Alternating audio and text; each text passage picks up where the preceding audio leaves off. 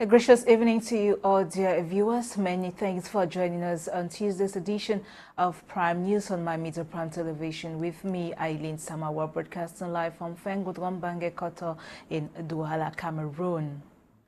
Now, the Cameroonian army in Ngaoundéré, Adamawa region has come to the aid of families of fallen soldiers who died on the battlefield defending the national colors. This was during an event to hand over didactic materials to kids of fallen soldiers at the headquarters of the 5th Military Region in Ngaoundéré. Get details in this report with Fonquinta. The consignment of educational support material were handed to kids and widows of fallen soldiers in the town of Ngaoundéré, Adamawa region of Cameroon during a ceremony presided at by Brigadier General Aga Robinson Dong, commander of the 3rd Military Region, on behalf of President Paul Biya. This is done in favor of the family of soldiers who lost their lives fighting for the Republic. It is just to make them understand that they're not alone, that the army, the state, will always stand by them at all times. He further noted that the nation will always support and comfort children of soldiers who died in active service while defending the territorial integrity of the country. And this is also an eye-opener to those saving the army, that whatever might befall them, their family members and their loved ones will not be abandoned. One of the kids of the fallen soldiers who benefited from the military largest thanked benefactors but had this message for President Paul Biya. I want to first of all thank the President and the Minister of Defense for helping us go back to school this year. I want to tell the President to make things in a way that our parents' documents will come out. This widow, who accompanied her kids, said the gifts are timely, but they are in need of financial assistance. I am a widow and I came here with my kids to collect back-to-school material. It is a tradition that every year they give us, but there is a problem. They should also help us with some money, even if it's 20,000 francs in an envelope, because we are really suffering.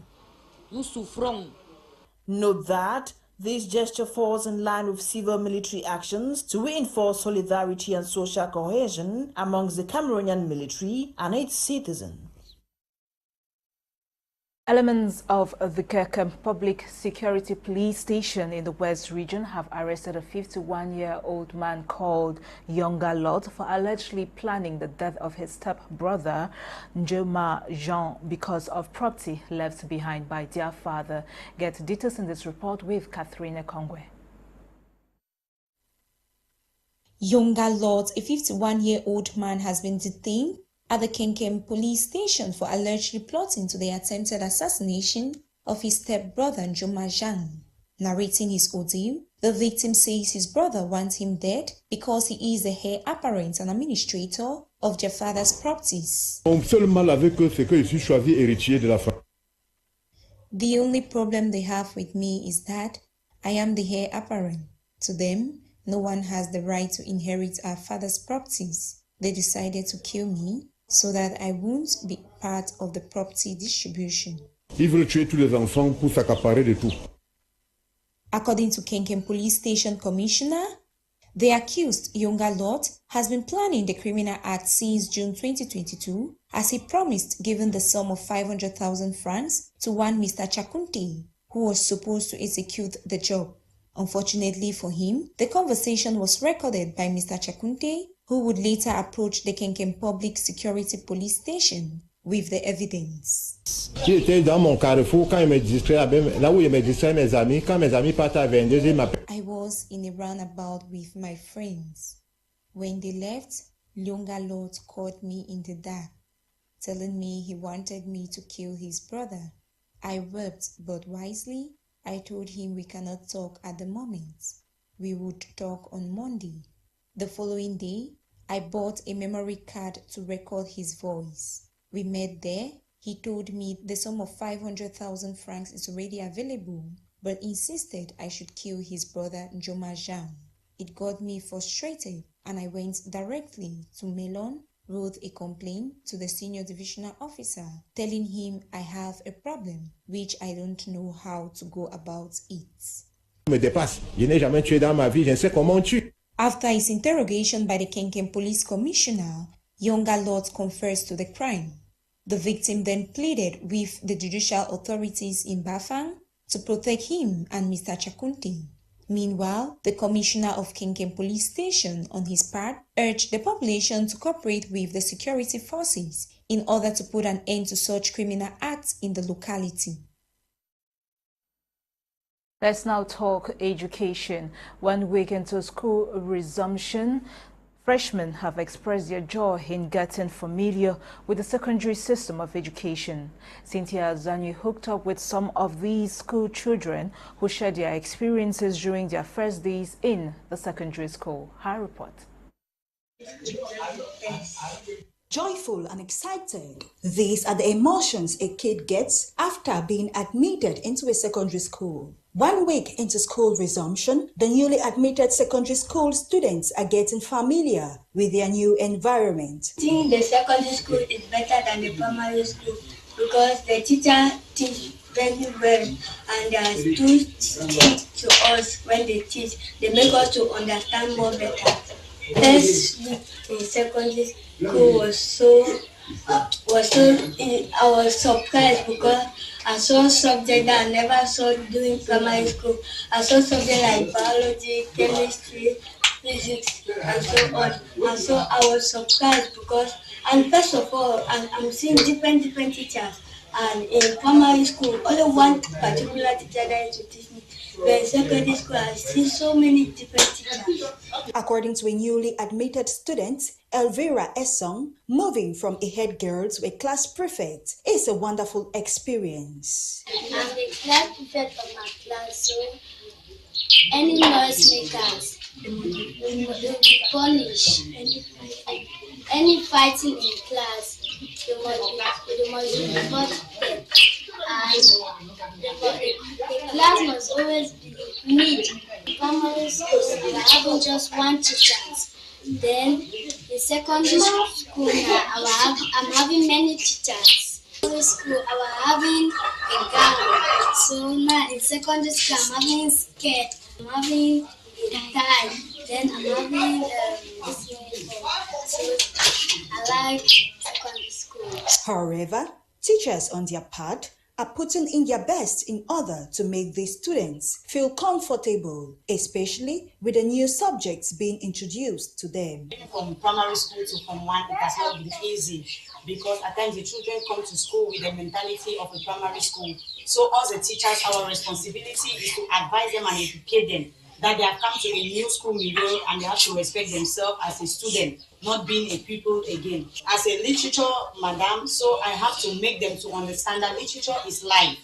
Literature is life and they should not be frightened because at times when they just hear the new subject, since they are not doing it in the primary school, they just come to the secondary school, you introduce literature, they shout, oh, so they just think that is something frightening. So I'll make them to understand that literature is life. They have to carry it because it's a subject that they go with it gradually. Getting admitted into secondary school is the bedrock of many students in realizing their dreams as doctors, ministers, lawyers, amongst others. I want to become a medical doctor. I want to be a fashion designer. You're welcome back. Now on to something else. The Beta 1 municipality in the Lum and Jerem Division East region of Cameroon has welcomed the new senior divisional officer Joseph, who chaired the administrative council session during which the council's budget was adopted or evaluated. Get details in the following report. With an envelope of 1,426,368 francs CFA for the 2022 financial year, the Beta 1 Council, which has a population of 160,000 people on a surface area of 5,500 kilometers square, received for the very first time the senior divisional officer of Lum and Jerem, Joseph, during a session with municipal councillors of Beta 1 who examined the budget of the ongoing financial year, as well as defend the various projects which the budget covered so far. The mayor of Beta 1, Benber Oliver Deepak Cromwell, explained. cette session, nous la tenons dans le cadre du respect des textes réglementaires qui prévoit bien qu'on tienne 4 sessions par an. Nous avons commencé par une session d'adoption. I just mentioned a while ago that this session, which falls under the municipal law, started with the adoption of the administrative budget for the ongoing year. And I think the results we have today are satisfactory, especially concerning the use of our resources, insinuating that in all aspects we are executing our projects correctly. Étant bien évidemment entendu que tout l'aspect lié aux dépenses d'investissement qui sont adossées au crédit transféré sont en cours d'exécution, vous savez, avec l'arrivée tardive des autorisations d'engagement. Note that the Better One municipality, thanks to the huge execution of its projects including the construction of a bridge, management of waste disposal, and the availability of potable water, just received a prize of the cleanest municipality in the East region. The 3-day council session provided an opportunity for the 24 councillors of the Better One Council to present a balance sheet of the executed projects. However, it is worth noting that the Better One Council took the prize of the cleanest city during the 2021 edition of the World Habitat Day. The Institute of the Gulf of Guinea is preparing to welcome new students in the days ahead. Prelude to the reopening of the new school year, the Scientific Council kicks off to orientate newcomers and the teaching staff with a study plan for the new academic year. Get details in the following report with Nolinga. It's the Career and Orientation Week at the University Institute of the Gulf of Guinea, popularly known as IUG, a period where both the staff and students get abreast with the study outline for the new academic year. At the dawn of the 2022-2023 school resumptions here, the Board of Directors of the institution, together with representatives of affiliated and partnering universities in and out of the country, have begun meeting during the 7th edition of the Scientific Board Council. Steve Cedric Jumbo is the president of IUG and now deciphers today's gathering. This is a concept of the University Institute of the Gulf of Guinea, which has as objective to respond to our political and entrepreneurial schools with aim of getting the students acquainted with the academic system. Besides training them, we constantly put checks to accompany them through their paths of studies. So today's objective is also to permit enterprises present to us their know-how, their products, the plan of activities, and equally for our institution to show these enterprises what our children are capable of doing. Besides being an avenue of exchange, links are also being created to enable the recruitment of their students upon graduation at these enterprises. The president once more. During this encounter, students are also given the opportunity to deposit their applications for jobs, internships, and more. So this event is a facilitating catalyst which we've put in place for the students to grab the advantages available in the world today. While representing the governor of the littoral region, the messages of congratulations and encouragement have been clearly spelled out, and on his part as president of the scientific board, Professor Francois Xavier has also expressed satisfaction in the running of affairs here at IUG. Satisfied. We are delighted with the way we are moving forward. As an institution greatly rooted in academic research and experiments, a tour from the computer to the science labs and more is primordial to newcomers. We had the opportunity to construct our CVs. Since its creation in 1993, the University Institute of the Gulf of Guinea is a group of 3 schools of higher learning institutions located on the same campus at the Bassa neighborhood here in Douala. IUG is also specialized in the fields of commerce and management, communication and information, industry, new technologies, and paramedical sciences, with close to 30 years of outstanding performances. IUG also stands out as one of the most prestigious private higher learning institutions in Cameroon. At IUG, we train leaders since 1993. Onto this feature story, plantain is one vital food item in Cameroon which has gone a long way to feed families, create jobs and improve on the economy of the country through plantations and other venues. However, its health benefits are numerous, as Clement tells us after visiting a plantain farm in the city of Douala. Take a listen. Plantain is highly consumed by majority of households in Cameroon. Going by statistics, plantains are one of the most versatile, delicious fruits that exist. It can be eaten while green or when it's ripe. Its cultivation, though tedious and time-consuming, it is worth the while. We visited the plantain farm and the farmer drew us through. They manage plantain farming projects. As you can see, the land preparation is going on.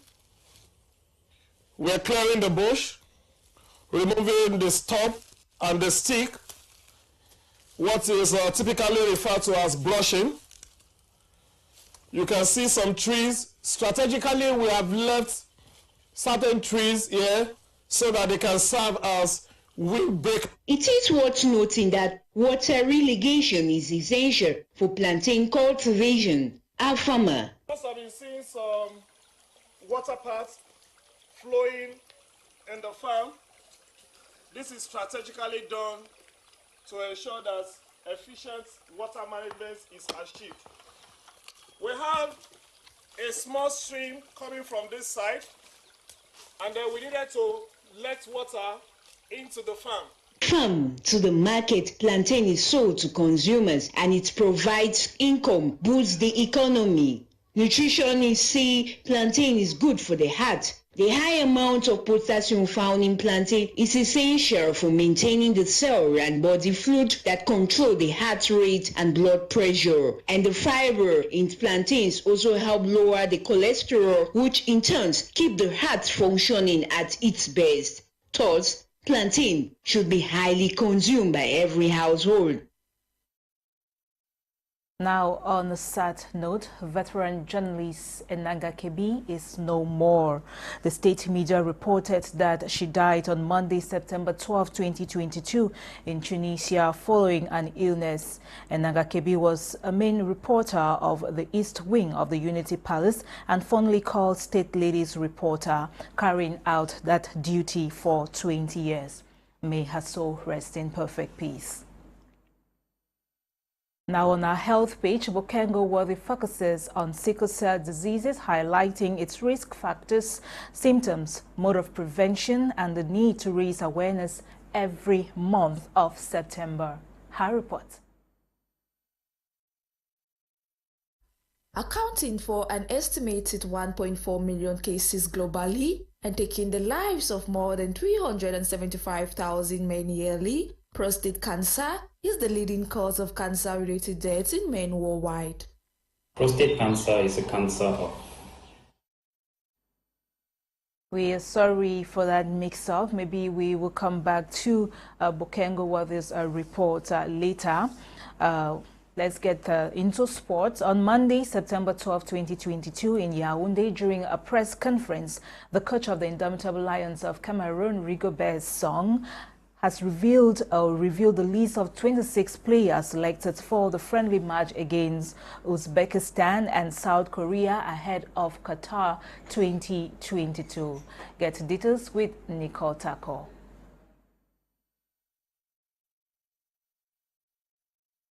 We will come back to Bokengo Worthy's report. Okay. That does it for the Prime News today. We're going to be bringing you details on these reports we announced during our subsequent newscast. Many thanks for viewing. The news was produced by Ewane. I have been Eileen for presentation. Thanking you all for your keen and kind attention. The news was coordinated by Lasha Kingsley. Do stay tuned to more amazing program coming up tonight on My Media Prime Television. Up next is Prime Hour with Clement and his panelists. Have a blessed night. Shalom.